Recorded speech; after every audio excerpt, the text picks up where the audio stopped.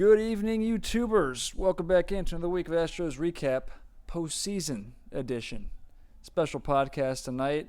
I'm actually in the house of one of my good friends, Jorge, Guerra. Did I say that right? Yes, sir. And we're actually in his, you call this your playroom? Game room, sorry. But yeah, so it's actually 11:53 p.m., October 19th, of course, 2019. So, got two special guests. So, Jorge Guerra and also another good friend, Christian Almanza. These are my two best friends. Known them ever since, well, Christian since like first grade. George, well, I guess first grade as well. We've been lifelong friends ever since elementary school. So they have good baseball minds and ideas. So I'd like to bring them on here. And, of course, more guests, more views, bounce ideas off each other. I could go ahead. So the Astros just finished up Game 6. I could talk about games, but we'll just talk about today's game mostly. But how's it going, guys? I'm running on adrenaline right now. I mean, it's going pretty good. We just won. We're going to the World Series, so not much to say besides that. How can you not feel good?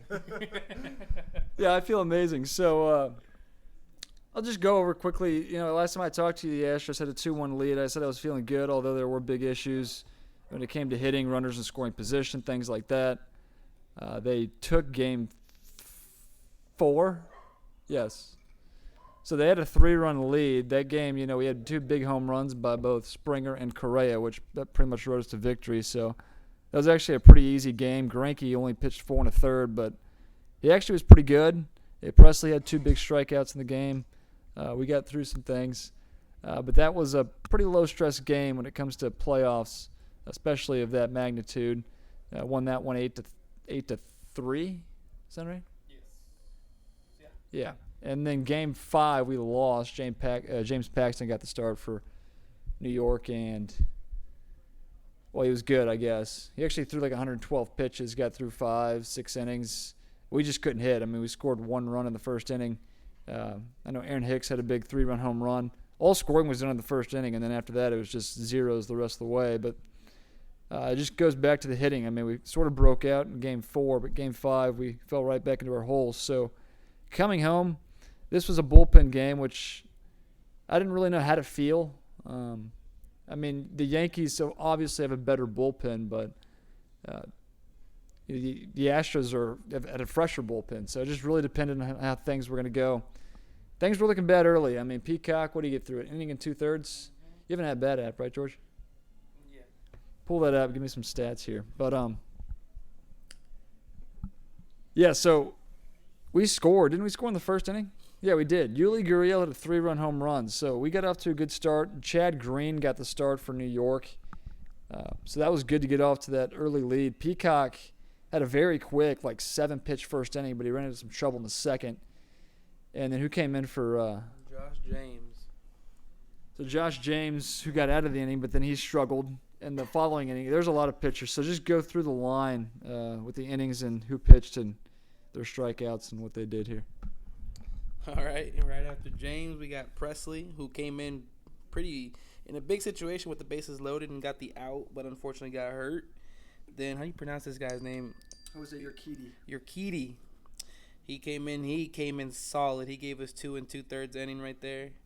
Will Harris, Joe Smith, Osuna, and then ball game. So Osuna gave up that, game tying 2-run home run to LeMahieu. Why not? We haven't gotten there yet. That doesn't matter. I'm just saying. David does his And the podcast rest was in a very history. particular way. Okay, well, follow today's not a format. particular way. Things change. What does BS stand for? Blown save. Blown save. 1. Well, it was a bunch of BS. So there you go. There you have it. There are your pictures. All right, well, thank you for that. So, yeah, we got off to an early lead. We were actually leading 4-2. The game was just, not a whole lot was going on. I give credit to some of our pitchers. Urquidy was huge, by the way.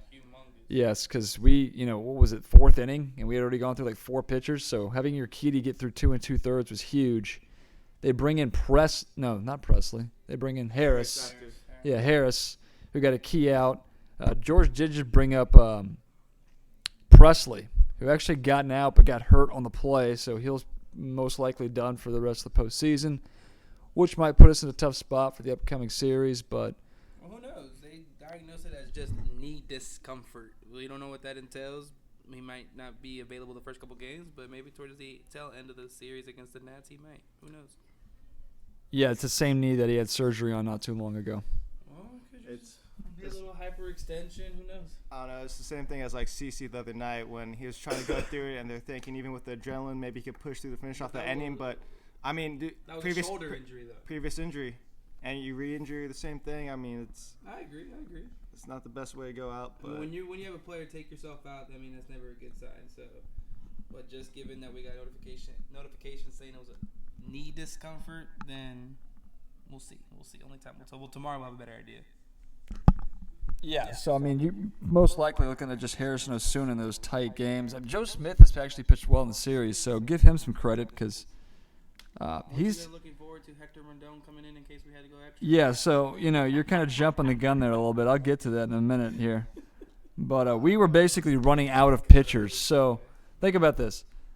So it was a bullpen game going in, so you're going to use a lot of bullpen pitchers. We were up 4-2 in the ninth inning. Osuna's in. He's locked in. He's locked in, right? Osuna? I mean, can you really say he's locked in if he's getting up a 2-run home run blowing the save? All right. Well, he looked good. Like the pitches were good. I mean, it's not like he was rattled. I did see him shake off Maldonado quite a few times, which I thought was a little interesting. But yes, so with 1 out, 1 on, we're 2 outs away. Ground ball probably ends the game, but LeMahieu hits a deep, long fly ball into right field. And that guy's just been on fire this whole series, honestly. He's been on fire the entire year. I think he won the batting title, the average. For the Yankees. What a steal. But yeah, so Where did he come from? Colorado. He played for the Rockies. He actually made an all-star team with the Rockies as well. Was that a free agency or at a trade? I think it was free agency. I mean, the Yankees have all the money in the world. But yeah, the fly ball goes into right field. Springer looks like he's got it lined up. He's about to leap, and literally, he couldn't have been maybe half a foot away from the ball that went into the stands. Dude, if you saw his face, like he thought that was on him. He thought he missed time to jump. But honestly, there's no way. I think he played it perfectly. Yeah, you can only get so high, man. Like there was nothing Springer had to be bummed about because he played that perfectly. It was just I felt like he was going to catch it because he saw it. He had it lined up. He was ready to jump. I thought that he was so close, man. And also, you have to give credit to all the fans in that area because they cleared out. They cleared out because you will have games where you have that one stupid fan that goes for the ball and ruins everything. Well, let's not forget just last year the Mookie Betts play with Altuve hitting the fly ball, and I mean I don't think the fans were at fault there. They certainly weren't. It was a bad call by Joe West, but that's neither here nor there. But yeah, you make a good point that the fans basically said, we're just going to get out of the way here. And I think a Yankee fan was actually sitting to the right of where the ball landed. I think there were 2 Yankees fans. But, yeah, I mean, there was no fans basically in his way of obstructing his chance of actually catching the ball. But that was just a gut punch. I don't know how y'all feel, but when especially a game of this magnitude, that just, man. So for the Astros to come back, Chapman coming in, he's all good, warmed up. We're in a tough situation now because you're in the bottom of the 9th inning. Osuna's done. You've used 6 other pitchers. The only 2 people are left. I've spoke many times about how I feel about Hector Rondon in this situation. That scares me. And then you got Brian Abreu, who's like a kid who's never pitched in a big game his entire life. In fact, he only appeared in maybe 3 or 4 games all year, September call-ups. So it was a tough situation, and then there's 2 quick outs, of course, with Maldonado and, of course, Reddick, which is just a black hole in the lineup. You can also throw Alvarez into that conversation as well because he's just atrocious right now. And then you get Springer up. Springer's a big-time hitter. Drew a walk, which was key, and Altuve, the big 2-run home run. So let's backtrack it there, though. Do you find it interesting that they didn't walk Altuve? They faced Marisnik? Well, that's an interesting point. I just don't think they wanted to put the winning run in scoring position. And, of course, you can second-guess all you want. But, yeah, I mean, Marisnik, I actually forgot because I was thinking Bregman was on deck. But actually, so, yeah, with all the – Brantley. No, Brantley got subbed. No, you're right. It would have been Brantley next. Yeah. You're right. But, yeah, I just wasn't even thinking. And then, they showed Marisnik, and I was like, oh, God. My thinking in this situation with Altuve before, of course, the big walk-off home run was Chapman's thrown 15, 16 pitch. I was already getting ready for the next inning, basically. And I was just hoping Chip at that pitch count, because once he's out, you basically have cleared out all the people you may be scared of in that Yankees bullpen. Of course, you have to rely on Rondon to get you through another inning. But we were running out of think about this. Let's say the game's still being played right now, and Rondon's done. Brian Abreu's done. Who are you going to if you run out of pitchers in this situation? The best athlete out there. Just hope for the best. That's literally all you can do. Or do you dip into your next game starter? No. I would have thrown the game before I would have had Garrett Cole out there. But this would have even set up perfectly for Game 7 because they cleared up their bullpen. They got Severino, who may get through 4 or 5. They said he could come in tonight, so they would have maybe have gone to Severino if the game extended. Of course, when you're playing an elimination game. But what Altuve did off Chapman, man, that's just also the resiliency, because that the crowd was just completely in shock, basically.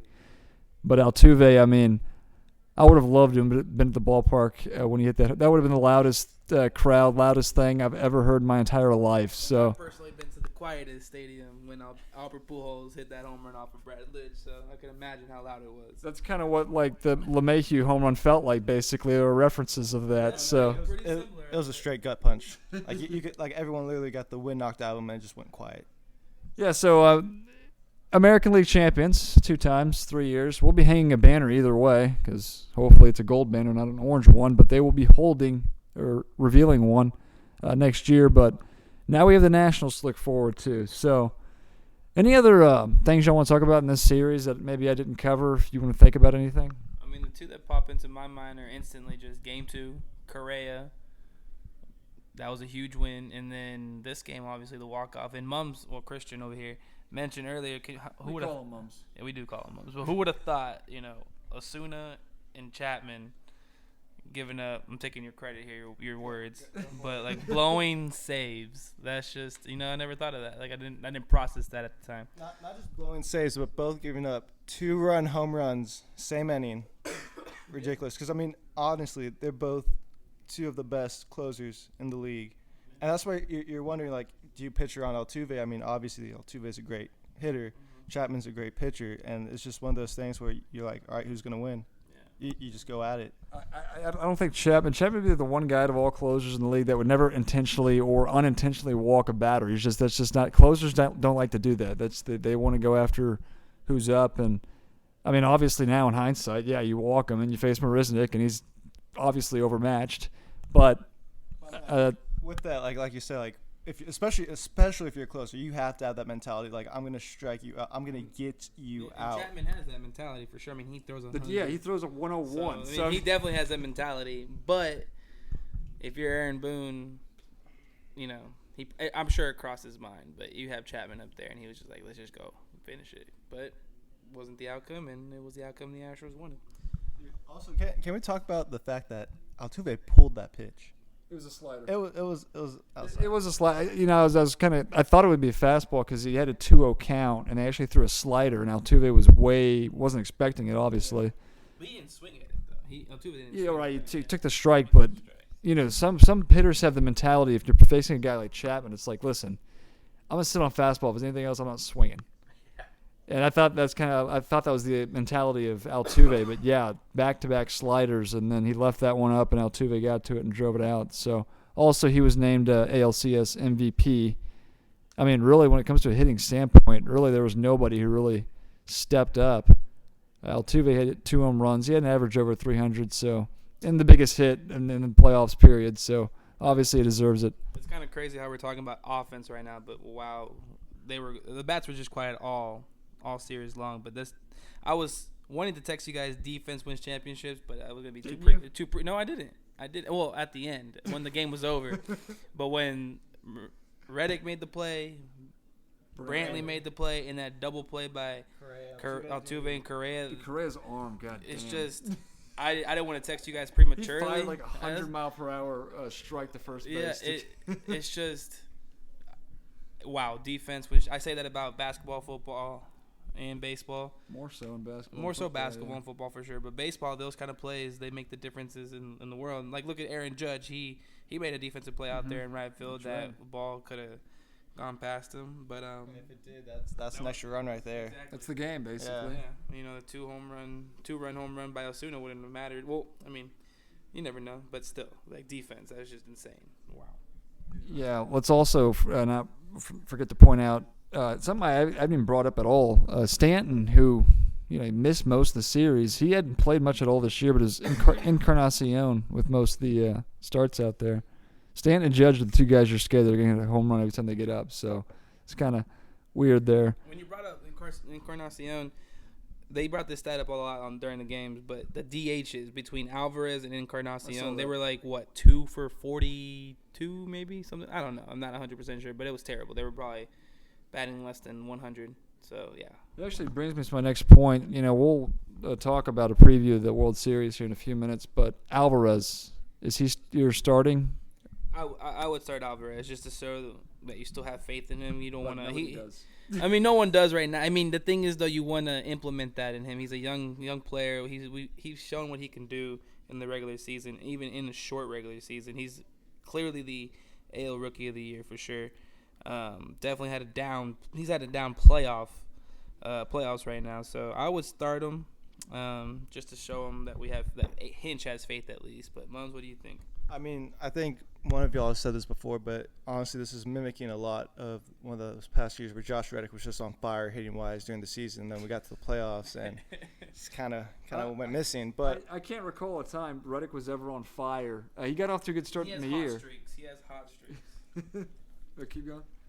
But as I was going to say, so with Alvarez, I say you keep him in. I mean, obviously he's in a pretty bad slump right now, but you give him time. He's one of those guys that's just a natural hitter, and I think he honestly just turn around. It just takes that one hit. I wanted to text you guys, is it gonna be the hit? Is this gonna be the hit? Is it gonna be it? But I wouldn't have responded. I was too intense. But Alvarez, he actually played well in the division series. It wasn't terrible there. It wasn't terrible, It just this series, it's basically black hole when it comes to Alvarez.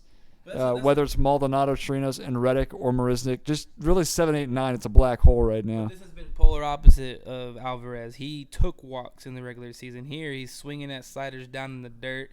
He's just not seeing. I don't know if he's seeing the pitch. I don't know. He's thinking too much while swinging. I don't know. But it was just not Alvarez at all during the series, for sure. I mean, maybe, you hear people talk about experience all the time, like, teams have been there before, they know what to expect, or when you got veterans, they say they've been there before, they have the experience. So maybe it's just that, he is a rookie, he's going in there, he knows these are big games, trying to get to a World Series. I mean, maybe just going in there is just trying to do too much. He just needs to let go and just kind of do what got him there to begin with, honestly. I can just imagine the fury that's going through his head right now. Do you remember when he broke his bat? Like, I think every at bat after that he's also struck out. So I'm sure he's wanted to break his bat ever since every at bat too. Yeah, so Alvarez is having a rough go of it at this point. I mean, we'll see. I would expect him to get the start game 1, but if he continues to struggle, I think you got to pull the plug. Would you start Diaz? Yes, Diaz. I think Diaz makes contact. In fact, you could you could switch Gurriel to the DH because Diaz can play any of those infield positions. Get them some rest. I mean, 5 games against Tampa Bay, now 6 against New York. You got to imagine fatigue and some tired bodies are going to start coming into play. Luckily, we have the next 2 days off, so that's big. Because now we got Garrett. Game 1.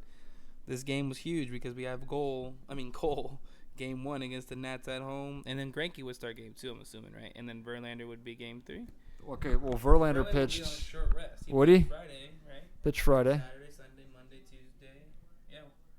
Oh no, he would be on. Yes, so it will be Greinke. I always screw up when I'm thinking pitchers, so it'll be Cole, Verlander, and it'll probably be Scherzer, Strasburg for the Nationals. This is a gigantic game in all aspects. Yeah, I'd already done the math. I don't like to look too far ahead, but You did. everybody does it. I mean, I every time I start thinking that way, I'm like, all right, just shut up, okay? Just shut up. But yes, that was big to do that. This will be an interesting series. Of course, the Astros have home field advantage. That plays well to their favor. What are they, 65-22 in the ballpark this year? Yeah. Something along those lines. I'm sure everyone saw it. They were 50-0, now 51-0, and they're leading 3-0 after some. At any point in the game by 3 runs. Oh yeah. Well, there you go. Any point of the game. I mean, yeah, it's hard to be losing when you're up by 3. Yeah, 51-0 is that record now, so pretty crazy. But yeah, I mean, But like this, let me interrupt here. This series was pretty even, pitching wise. Maybe bullpen to starting pitching, it was different in the aspects that the Astros had better starting pitching and yada yada yada. But as far as batting though, both teams were pretty even on both. They were non-existent. Like their hot batters are non-existent. Our hot batters were non-existent. Like where was Bregman all series? Like I was just waiting for Bregman to show us that Bregman who can hit a home run off a all-star pitcher like he usually always does, but he did not do that this series. But hopefully, he goes into the would you say the playbook or what would you say? Goes into the film room, but he doesn't. Video room and just sees what he's doing wrong. I don't know, but hopefully, hopefully the players that we expect like Alvarez, Bregman. I've said it to you guys. Springer gets the ball like today. That walk was huge just to allow Altuve.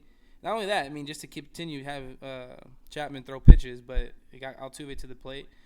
But yeah, so Springer can hopefully pick it back up. Bregman, even Correa. I mean, Correa did have those huge homers, but as far as averages go, they were pretty non-existent for our team. So hopefully they figure out something coming up. Because let's put it this way.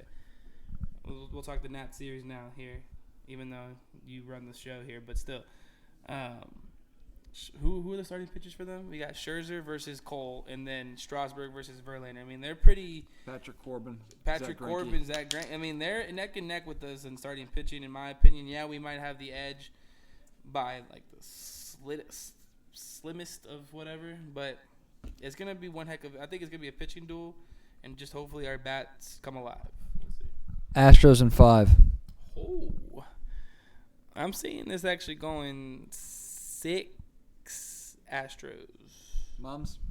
I mean, we just went 6 with the Yankees. I don't see us going in 5 with the Nationals. Okay, then what do you got? We'll go 6. Yeah, I mean, you could say I'm being a homer here, but I think the Yankees. This was can we agree that this was basically like the World Series? I feel like National League always plays for second place. Yeah, that's true. It's like the Eastern Conference in the NBA. Yeah, I mean, the thing is I don't know. I think we'll be okay when it comes to. I mean, their pitchers are going to be good. I mean, the goal for most games is going to try to get in their bullpen. But even their bullpen's good. Their pitching stacks up well with ours. But the Nationals being very hot, they were the wild card team that actually won. They've had more than a week off now, so I think that actually hurts them. Yes, I think that might cool them down a little bit, but it's good to get 2 off days, and we can set up our pitchers better than we did in this series. So, things will set up, and Astros just feels good to know that you're playing in another World Series here 2 and 3 years, and hopefully we're flying high in this World Series. But anything else you guys got to add? I did a podcast with 2 other friends earlier this year, and it took like 40 minutes, and we got deep into – well, we talked about 7 games, so that was part of it, but it was regular season.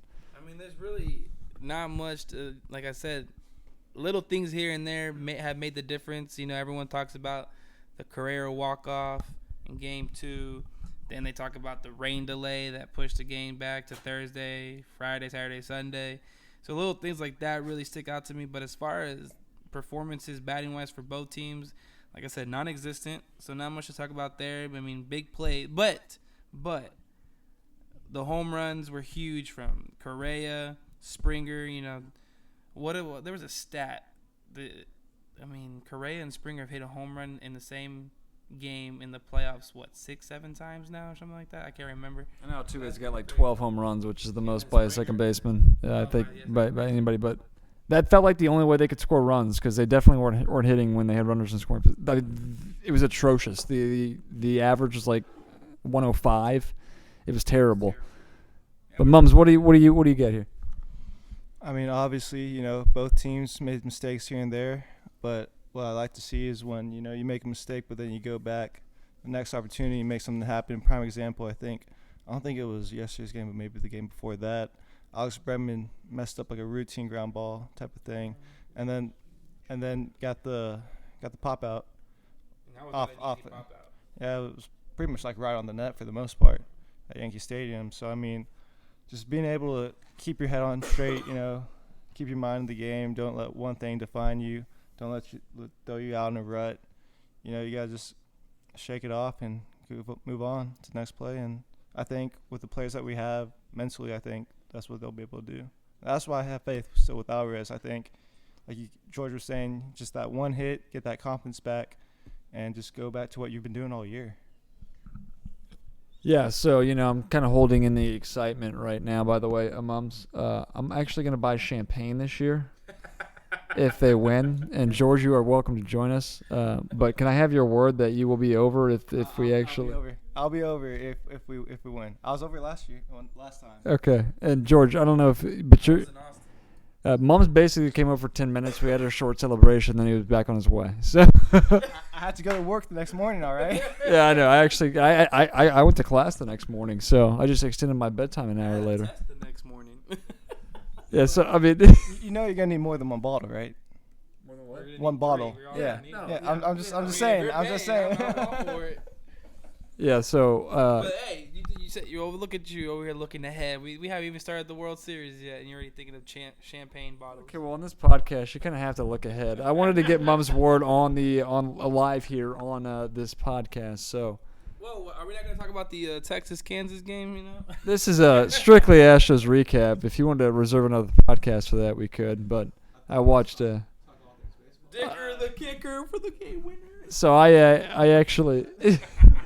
I actually watched. I watched Clemson and Louisville. Louisville sucks. I also watched Oregon and Washington. Wait, what curse words can we say on this podcast? I was about to say, give me shit. If you're gonna say Dickerson, you have to say Dickerson with a $sign for the S and then a 1 for the I. So that way it's not really Dickerson, you know? We won't go into deep talk. I just sort of wanted to give you a recap. I actually didn't work today, so. Most Saturdays I work, so I was like, all right, college football day, that's what I'm going to do. So, but anyway, yeah, back to the Astros. I'm trying to think. So, I mean, if we just rewind here, I mean.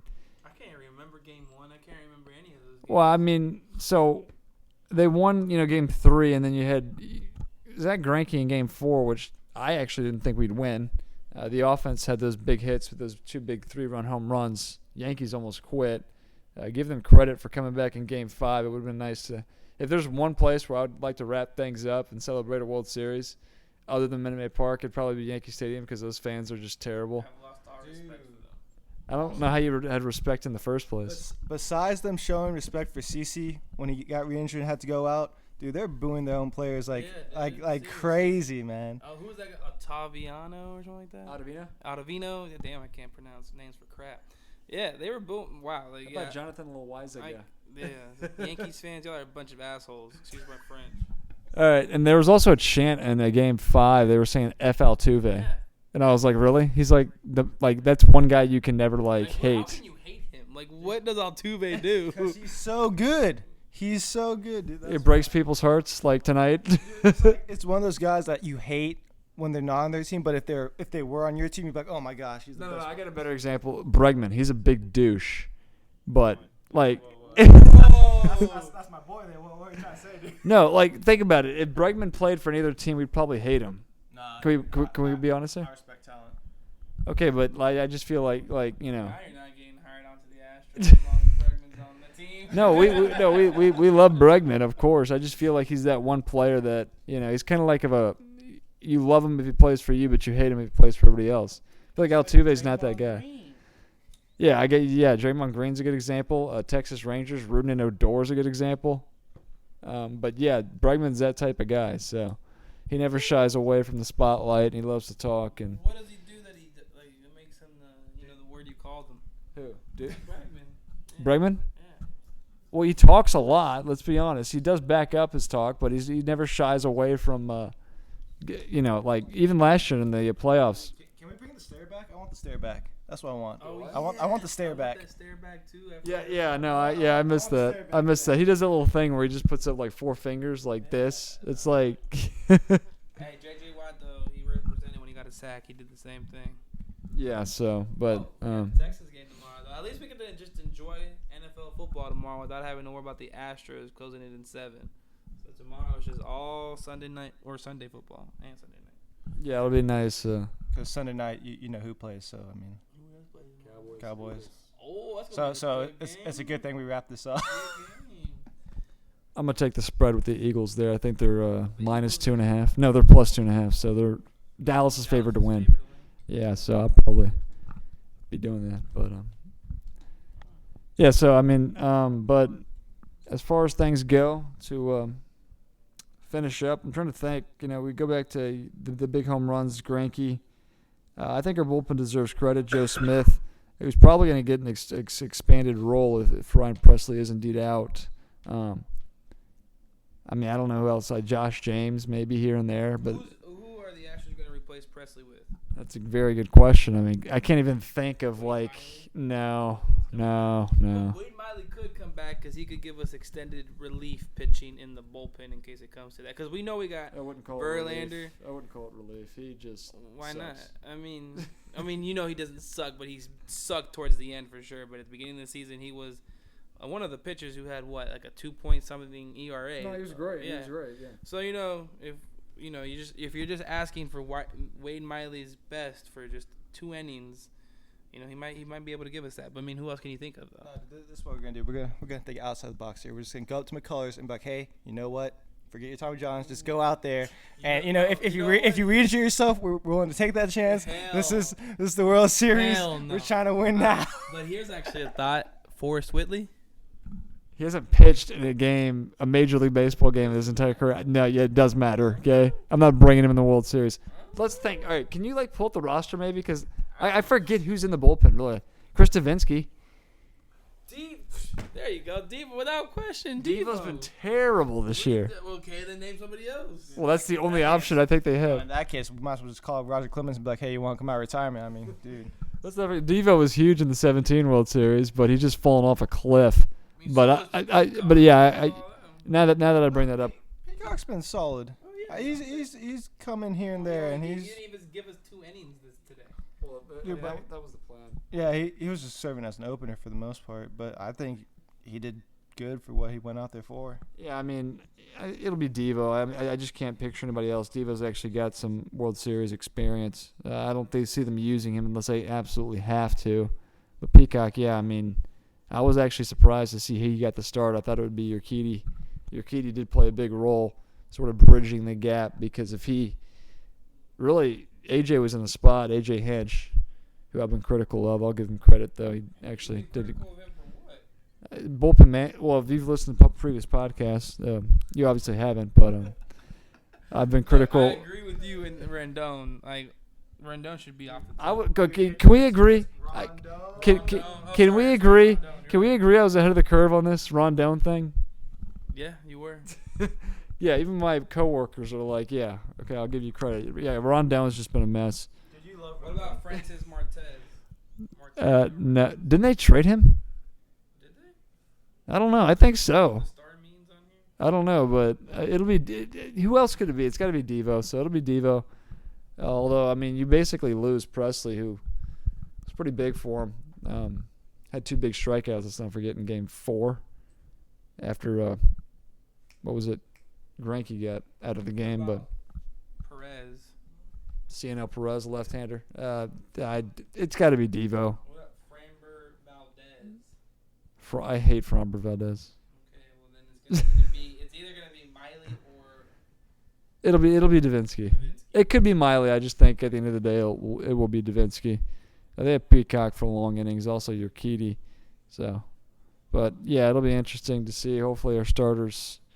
Greinke's got to give you some length, who hasn't really been able to do that. But you expect Verlander and Cole to give you length, but Greinke's got to be giving you 6-7 innings. I feel like as well. So here's the thing. I feel like you might have said this earlier, and just correct me if I'm wrong, but I feel like you said that we had, compared to other teams, a good 1-2-3 pitching wise. But does anyone really feel that good with Greinke starting? Because, I mean, when we got him, we were like, all right, this is a huge move. We're going for it now. I mean, he was doing well. But since he's came over, I mean, it hasn't been like a Verlander resurgence type of thing or Greg Cole resurgence type of thing. Let me respond to that real quick. I'm actually very happy you brought that up because I think, mentioned that Greinke. If I were to give him a grade as an Astro, I'm thinking B-, sort of, something like that.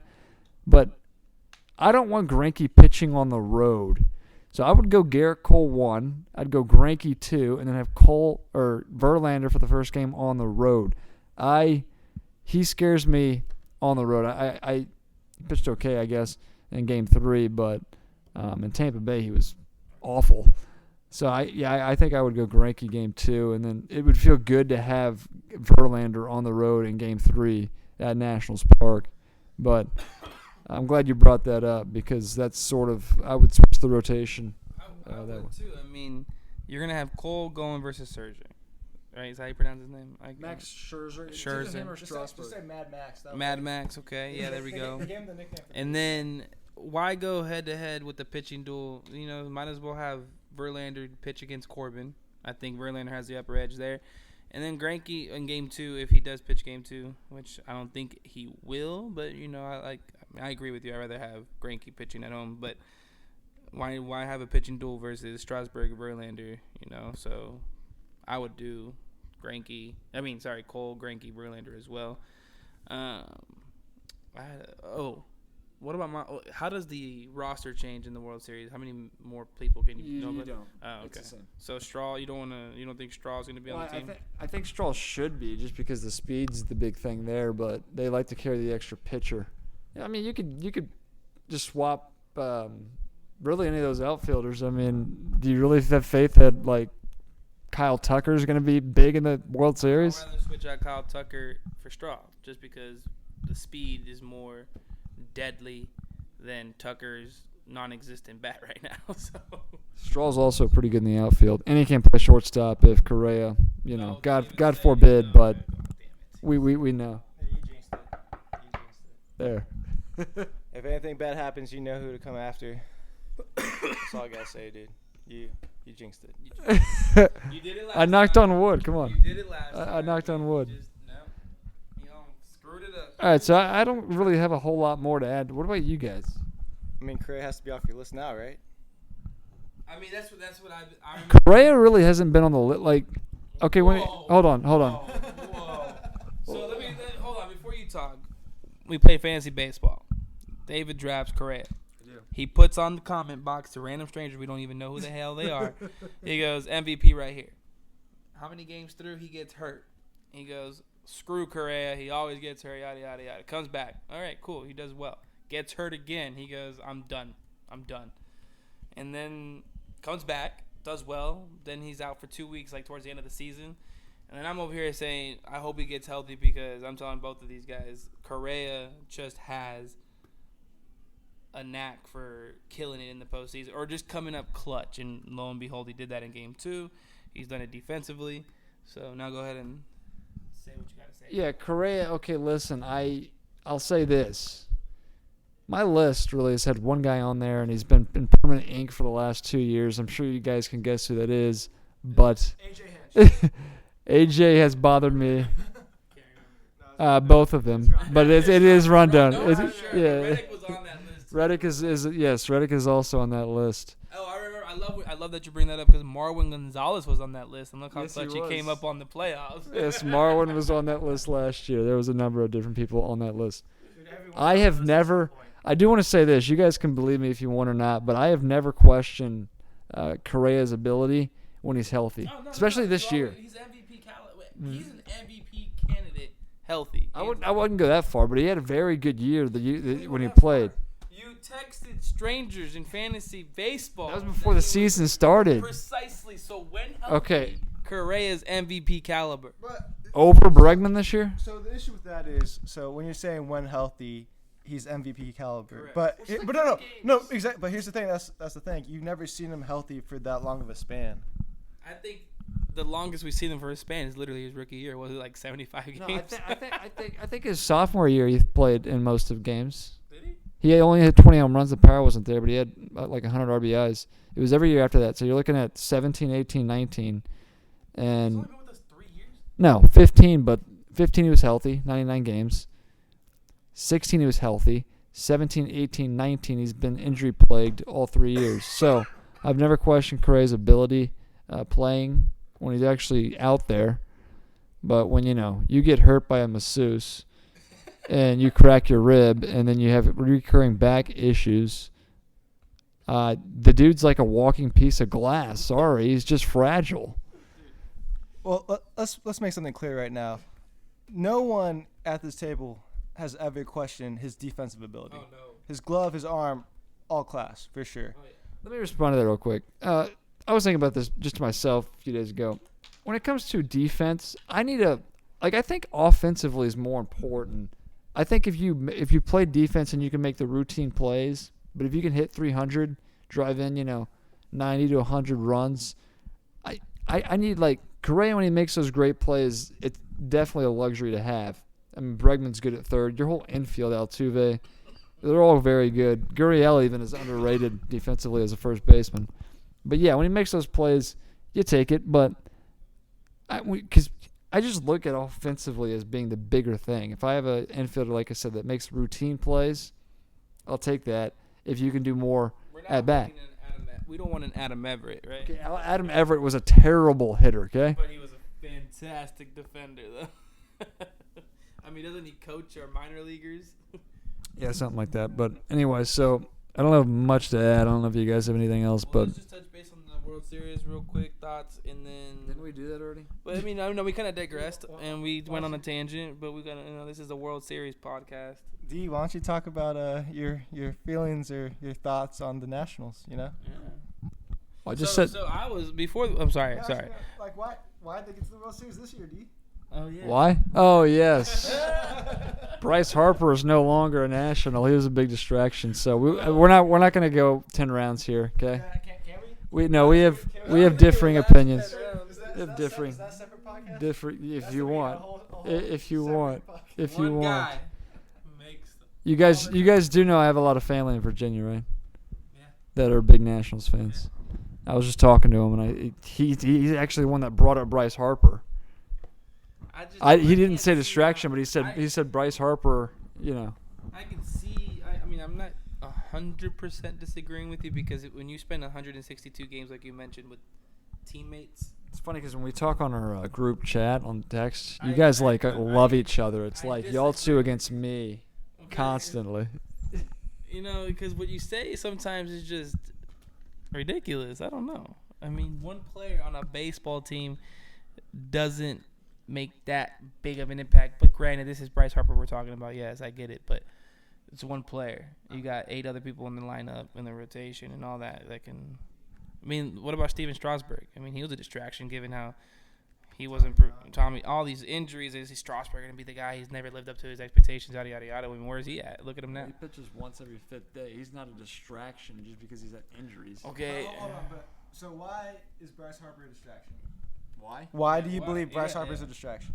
Okay, well he's the big name in Washington, right? Like when he was there, Bryce Harper was the big name, right? Mm-hmm. Like he's the guy. When you think of the Washington Nationals, you think of Bryce you Harper. think Bryce Harper, correct. Contract was coming to an end. Okay. That was hanging over the team. Okay. How does that affect teammates? Hold on. Okay. So let me ask you this: who's been one of the most talked about players this year for the Astros? Garrett Cole. Bregman. Garrett Garrett Cole and his contract. talks. So if we lose the World Series, is that because Garrett Cole was a distraction? No. Because we've been talking this. Well, Garrett Cole's playing. Garrett Cole's playing for the Astros. So was Bryce Harper? Yeah. No, they're good now, and Bryce Harper's not there. No, but you said they were but you put them not being able to get to a World Series on Harper because he was a distraction when he was there. Contract. So I'm saying, if we lose the World Series, is that on Cole? Because he's been a big face of the Astros this year based on how he's played. He's in contract. Everyone knows that after the season, there's a good possibility that we lose him because teams are going to be throwing money at him. Don't you think that Bryce Harper and Garrett Cole have like 2 completely different personalities?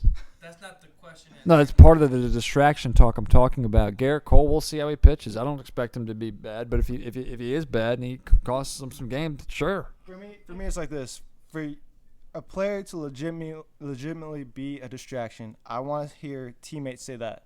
I want to hear teammates that were on that team with Harper saying, you know what, him being there was a distraction. Well, that's fair, but I mean, we have differing opinions. That's fine. It's not going to bother me. I just think your family in Virginia are just tired. We're just tired of hearing about Harper this, Harper that. Exactly. That's part of the reason he's a I don't distraction. think that affects baseball playing the game though. All right. Well, whatever, dude.